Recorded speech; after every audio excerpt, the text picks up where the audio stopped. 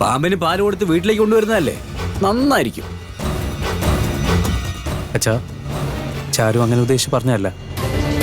നാട്ടുകാർ അച്ഛനെ മോശമായിട്ട് പറയണ്ടല്ലോ എന്ന് കരുതിയ. നാട്ടുകാരെന്ത് വേണമെങ്കിലും പറഞ്ഞോട്ടെ, എനിക്കതൊന്നും പ്രശ്നമല്ല. എനിക്ക് വലുത് ഈ കുടുംബത്തിന് സന്തോഷവും സമാധാനമാണ്.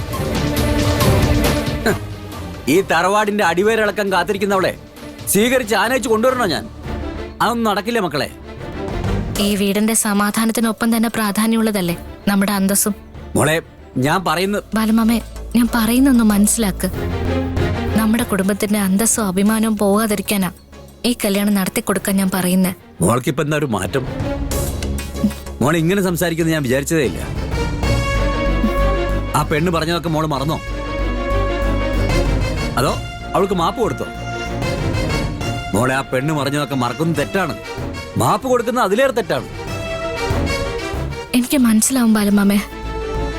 ഈ കല്യാണത്തിന് മാഷ് മുന്നിലുണ്ടാവുന്ന എന്നോട് ചലഞ്ച് ചെയ്തിട്ടുള്ളവൾ അശ്രയ. അത് നടക്കില്ലെന്ന് ഞാനും തിരിച്ച് ചലഞ്ച് ചെയ്തു. പക്ഷെ ഈ വെല്ലുവിളിയിൽ നമ്മുടെ കുടുംബം തന്നെ പിരിഞ്ഞു പോകുന്ന എനിക്ക് പേടി തോന്നുന്നു. അങ്ങനെ എന്തെങ്കിലും സംഭവിച്ചാ എനിക്കതെങ്ങനെ സഹിക്കാൻ കഴിയും? ശ്രേയോടുള്ള എന്റെ വാശി ജയിക്കാൻ വേണ്ടി നമ്മുടെ കുടുംബം രണ്ടായിട്ട് പിരിക്കാൻ പറ്റോ? ഇല്ലല്ലോ. അതിന് പകരം ഞാൻ തോൽക്കുന്ന നല്ലത്.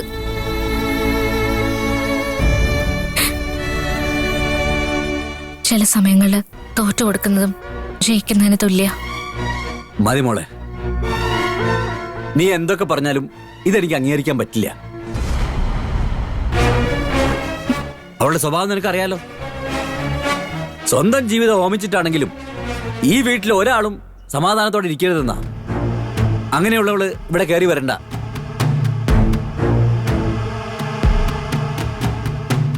എന്റെ തീരുമാനം ഞാൻ പറയാം.